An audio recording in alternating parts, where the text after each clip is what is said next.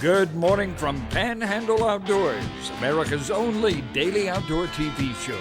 Your source for fishing, hunting, and information for folks who enjoy the great outdoors. Now sit back, relax. It's Panhandle Outdoors. Good morning, folks. Welcome to Panhandle Outdoors. I'm Winston Chester. I'm glad you're here this Friday morning, the first Friday of 2025. We're going to get used to saying 2025. And again, I'm going to tell you how much I appreciate your viewership and support of our sponsors. Let's get started with the weather. Brought to us by Gulf Coast Air Conditioning, Drew Pollard. Hard-working crew taking care of our everyday comfort needs. High today, 65, low 38. It's going to be a good weekend, have a fire. But how about the forecast for next week? Is that something?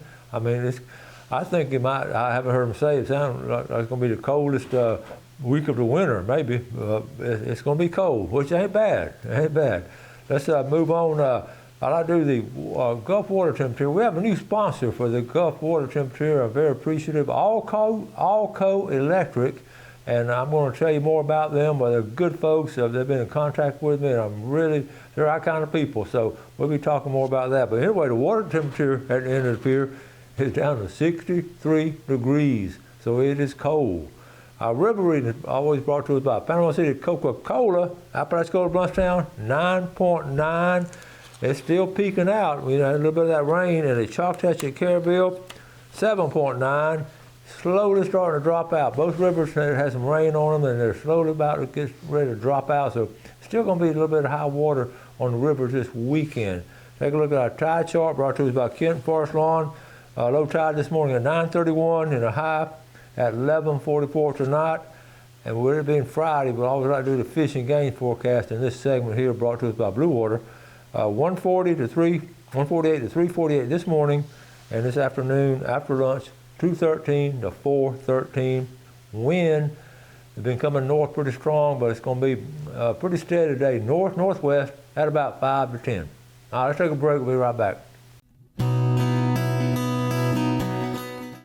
Okay, welcome back. Let's catch up on some pictures. We showed some yesterday. It's always great to start the year off with Bill, but let's get started with some pictures. I always love these, especially I know so many folks out there, and I get the picture from y'all. They're really cool. Wally Barefoot took his little boy Jackson.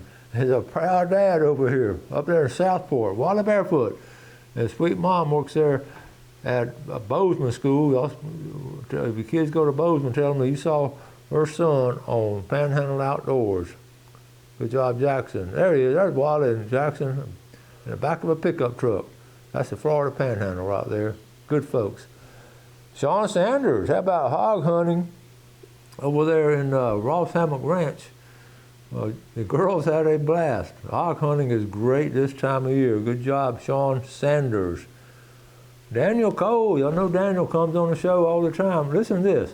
A nice night for another double tap. Finally got a doe and throw a bit smaller horns than the last two. I got my third 8-point of the season. Just one more buck to go. He'd be maxed out. So he's got a neat story. This is special. This is my place.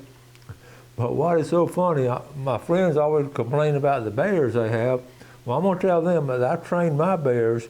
I really take an important step to training my bears to keeping their balance. So I got a workout area for them, and they come across here. So I don't know about your bears, but mine have a good balance there. So okay, Carter Myers and Fred. The story of pinchers. These folks named their deer, but they chased this one for a couple of years, I think. And here it is right here, a big buck. Let's see, right here. That's a Bay County buck, folks. That's true now, a Bay County buck. That's something, isn't it? One of our viewers sent this. Look at these idiots hunting. I won't call out names. Look at these idiots hunting on Beach Drive. Folks, this is off Beach Drive in downtown Panama City. This is right out from Beach Drive. And they're duck hunting. And I've heard of people doing it there before. And you got decoys out there. Look at there. Got decoys out there. I just don't know what to say. I don't know. I'm not really crazy about this because you're right there in the neighborhood, and really and truly you can go out across there to Shell Island. The same duck's gonna fly that way. So anyway, I thought that was funny. And you certainly can't shoot toward them. All right, now this is interesting. We need to know this. The blue crab trap closures on odd number of years. You sort of got to keep up with this. We're green, of course, so this is really a time of year where their eggs are laying eggs and all. So that from January the 5th through, which is starting this weekend, or after Monday through the 14th, you can't have any blue crab traps out. And a lot of people probably won't get the word.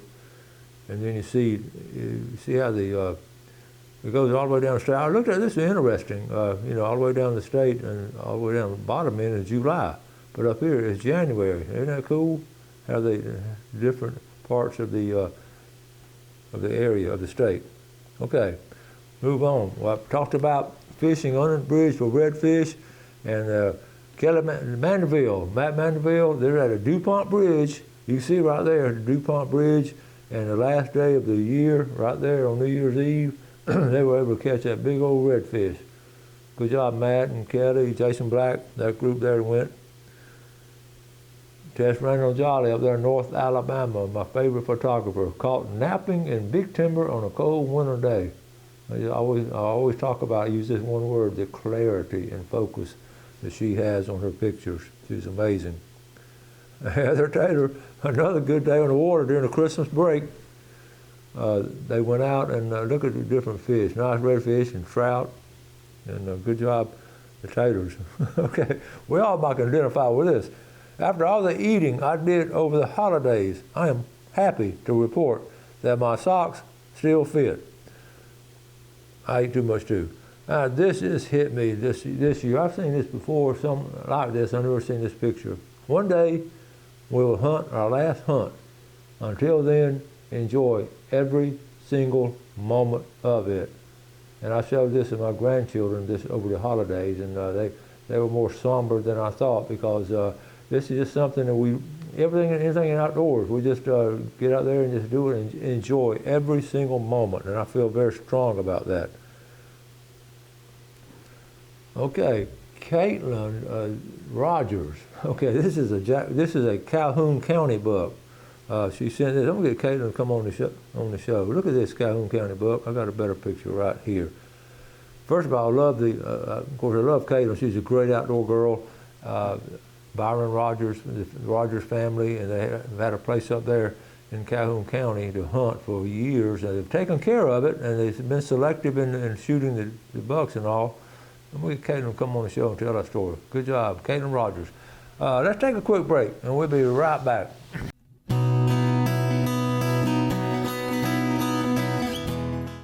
Okay, welcome back. We always talk about starting the year off with all kinds of different things, and I've always done resolutions. I always have, and a lot of folks don't like to fool with them, but I've always looked at it sort of like goal setting and knowing I'm not going to keep all of them. I'm going to try to, so it's going to make me a better person. And I've always done. I get tickled sometimes looking back on last year's. In fact, I need to pull them out. But anyway, I always try to do 10, and it's sort of a mixture of personal and also show stuff and different things. Also, I'm going to share them with you. And it didn't take me long. I've thought about them all during the holidays, and sort of just wrote them down last night to share with you. And if you have some good ones to share with me, I would love to hear about them. Number one, just stay strong in faith, family, and friends. Those three things are so important in my life: my faith, my family, and my friends. And I've just got a good coalition of all of them, and I just want to stay strong in that. Keep it going strong. Number two, plant. And I always talk about planting trees and stuff, all kinds of different plants. I get that from my dad. My son, he loves landscaping. He has a heart for landscaping, and I probably could have done that. I've been a great landscaper, but I just love planting trees, especially like oak trees and palm trees and anything for food for the animals. So I love doing that. So I love planting things. So I want to plant some more trees, and I know you will too. Number three, you heard this term influencer. That's a relatively new term, an influencer, and that's somebody, I guess, who, I really don't know what it is. And somebody who gets a lot of hits on their social media or something. They're influencers, and a lot of influencers that I've seen are not that good of influence on young people. But I like to use the word encourage, or I want to continue to encourage people, especially people who need help. So I want to encourage people, and I mentioned this time this year, a good while back, I said I just felt this urge to say, if you want me to, some of y'all are hurting or something, want me to pray for you, and I will. And I got text. I got like 4 different people. So anytime you'd like me to pray with you on the phone or whatever, I'd love to do that, and we'll talk to you or whatever. So we'll be glad to do that. Okay, number 5, flounder. How many times I've talked about that? We'll get the lights all rigged up. Well, when in Walter, getting settled in, they built a new house down there in St. Joe, and they're probably not 300 yards from the boat ramp in St. Joe. Now here's the deal. Instead of me driving down there in my truck or my boat and having to pay $20 at the boat ramp, which is crazy and not right, they are now residents, so I can go out of their house, take their boat, and go 300 yards and put it in, don't have to pay a boat ramp fee. Plus they have lights on it. So I'm really looking forward to floundering, a new era of floundering. And Wendy loves to go, and Ashley, they all love going. So I'm really going to look forward to floundering St. Joe Bay. I don't know about St. Andrew Bay. I'll get a free boat ramp going to St. Andrew Bay. All right, that was number 5? And that was number 4. Number 5, best year ever. We're going to have the best year ever for Panhandle Outdoors. We talked about it yesterday. We're getting ready to do show number 5,000. I'm just excited about it. And we need your help. Stay in contact with us. Y'all are so good about all the different things y'all send me and share with me and all this. It's a team, definitely a team effort. Panhandle y'all are all part of POT, Panhandle Outdoors team. Don't go to POT, but just be a part of POT. Okay, number 6. This is sort of a testimony. I got to come to self-realization that I can't do everything that I think I can do. Gail, I said, I can do that, I can do that, I can do this, I can do that. I can't do everything, so I've got to come to self-realization. I've got so much going on, and I try to do so much. I flat out enjoy everything I do, but I've got to sort of shrink up a little bit as far as my responsibilities and things I do. Not just socially, but physically. I mean, I still got my chainsaw and all, but she won't let me go to the woods by myself much anymore with my chainsaw. Number 7, get young people to fall in love, okay? Fall in love with young people. I want young people to fall in love with the outdoors. And I want to do everything I can, and I really want everyone to move out here and everything, to just enjoy the outdoors, because when you enjoy it, then you want to take care of it, and that's what we want to do. Deer hunting, I talked about it with the trip over to Alabama. That's just sort of rejuvenated my passion for deer hunting, which used to be very strong. Then it sort of waned off over the years because I was taking the camera and letting other people shoot the deer, which is fine. I flat out enjoyed that. But I want to get more self-centered on my deer hunting. I want to go out and shoot some more deer. So I just flat out enjoy being in the woods. I took a trip up to North Georgia, didn't pull the trigger on anything, but man, and it was raining, and what a beautiful day. It was just so peaceful and quiet. That was number 8. Number 9, fish Howard Creek more, and spend more time at my fish camp.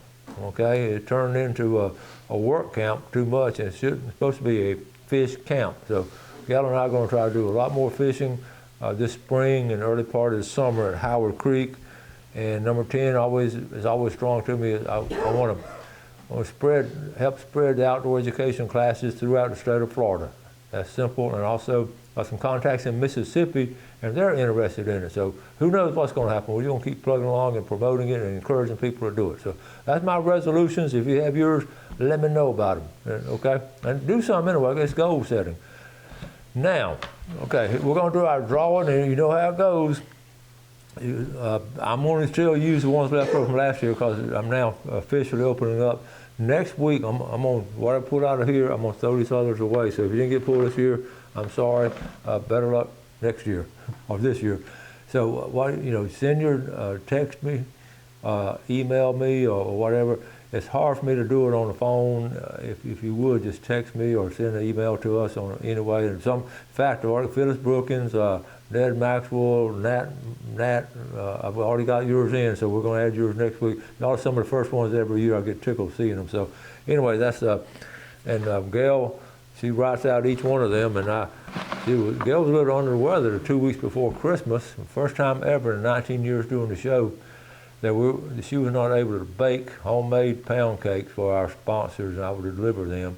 And she was just flat out too sick to do it, so I told her, please do not get in the kitchen. So anyway, she's doing a lot better now. So you got to do, anyway, I just want to share that with you. But anyway, she's going to write each one of these. All right, so here we go. How about that mullet plate at Gene's Oyster Bar? Is that not going to be good? And here's the winner right here, David.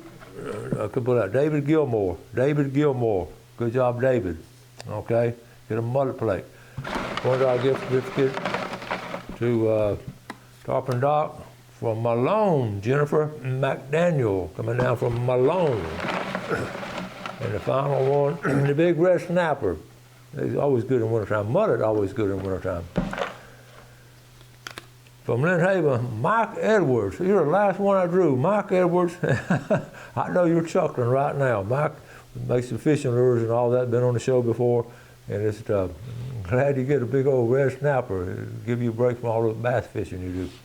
All right, we're going to get set up for a fishing report. And that's really going to be some good fishing in this cold weather. So we're going to talk about it. So we'll be right back.